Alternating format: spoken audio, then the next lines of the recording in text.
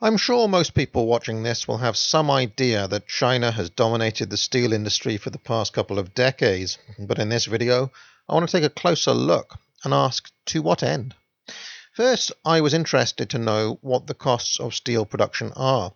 I found this from a website called steelonthenet.com, the average per ton costs of producing steel. To make this simpler to see, I've converted all these numbers into percentages.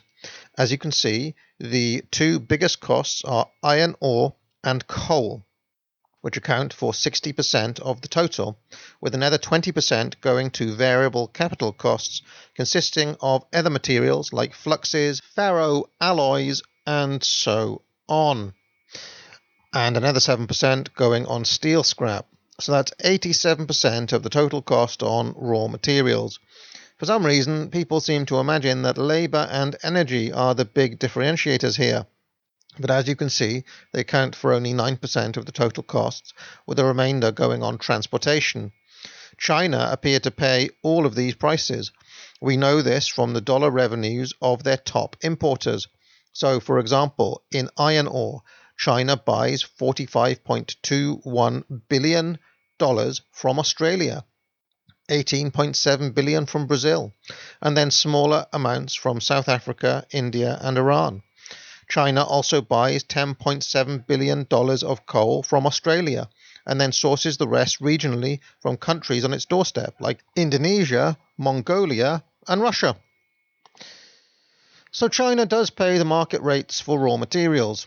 You might imagine that it can get its per unit cost down through cheap labour, but that is no longer the case. The average factory worker in China now earns $3.50 an hour. That's 5 times the rate of a factory worker in India, on par with workers in Portugal and South Africa. To give you an idea, the same worker in Sri Lanka is paid just 50 cents an hour. So cheap labour does not give China the edge it once did. If every ton of steel costs $412 to produce, around $25 of that must go to labour. In fact, using raw numbers and the guideline of 6% of costs on labour, I calculate that China must spend in the region of $24.6 billion on steel workers. There are 280,000 Chinese steel workers, and if you simply divide the total spend by the number of workers, we get an estimated average salary of $87,963. This might seem wildly high, but if you look at the latest estimates from 2019, it looks quite realistic considering the trend of wages rising by 12.5% every year, year on year. I should note, however, that this is largely because they have been cutting jobs. I believe in the region of 400,000 steel workers have been cut in the past few years.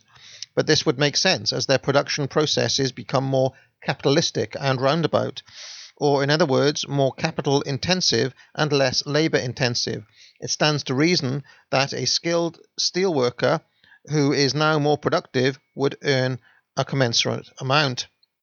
Anyway, I acquired these average prices for Chinese exports across 8 different types of steel.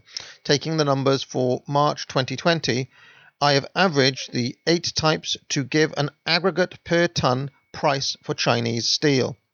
That's $494, which is about 20% above the average cost of steel production, according to the earlier numbers.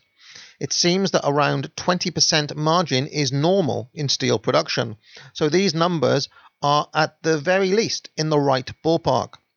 Now, this is where things get interesting. China produces 996 million tons of steel every year.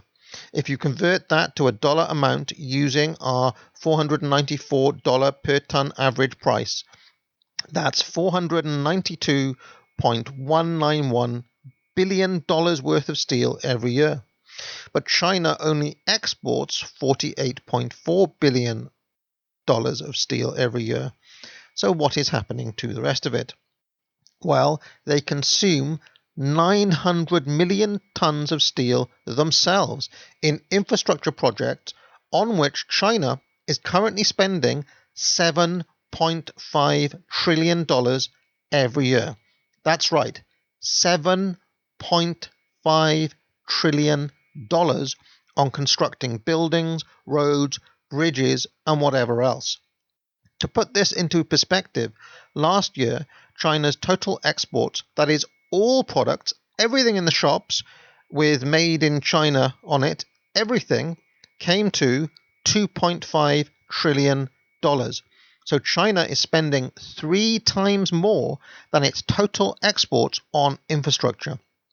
In fact, total Chinese GDP is $13.6 trillion, which means they are spending the equivalent of over 55% of their total GDP on infrastructure.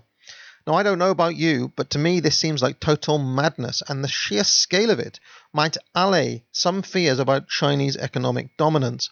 This is Keynesianism gone mad.